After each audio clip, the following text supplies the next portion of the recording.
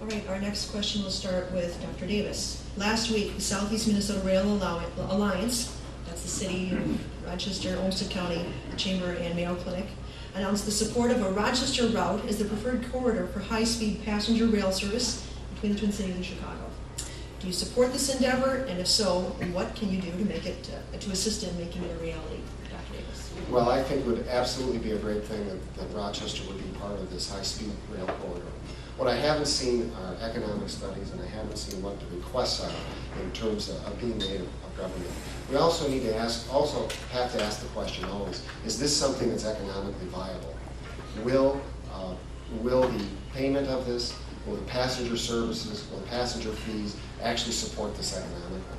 I've lived in some big cities for my medical training, and I look at New York City where, of course, it makes sense. We've got 20,000 inhabitants per square mile to have a subway. It makes perfect sense. But does it make as much sense in an area that doesn't have the same population level? So we need to look at the cost benefit of this. If federal taxpayer dollars are involved in it, or even Minnesota taxpayer dollars are involved in it. But in principle and in concept, I would totally support it. It would be a great thing for the city of Rochester, great thing for Southeast Minnesota.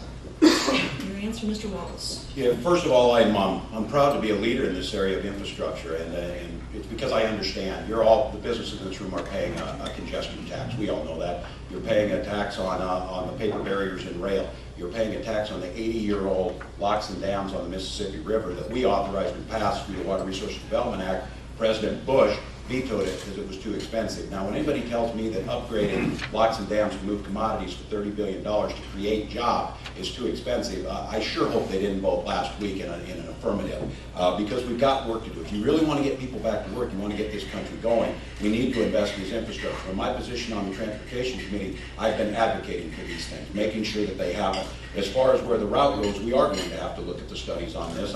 We have some constituents down in the southeast corner who'd like to see that run up the Mississippi River Valley the other way. Those are things we'll come together and build coalitions. That's why we brought people together to ask, how can we make sure Highway 14 is built? That's why I have been part of building coalitions, Highway 14 Coalition, where you have the mayor of New Ulm saying, you know what I advocate for? I advocate for the 4-lane to make sure that we go all the way from Owatonna to Rochester first, because that helps me eventually. And then we move and we build our section later on. That's smart investment. Those are investments that are not just expenditures. They will come back to us in the form of course, increased safety on Highway 14, increased economics. Not 17 of our 22 major employers said on Highway 14 they're paying a cost every day, and rail is one of those solutions. I've suggested and started working on move the air cargo out of Minneapolis, move it by rail to the Rochester airport, create jobs down here, and free up the area up there.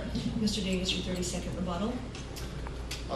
As it concerns highway funding, I do agree strongly that what we need in this district is improvements, particularly to Highway 14 and to Highway 60 out west. This is something that, particularly in the nature of this district, which is over half rural, that having safe roads, having roads that work well, it helps everyone, it helps employers, and it reduces accidents, reduces the health cost of this. So I agree on these points.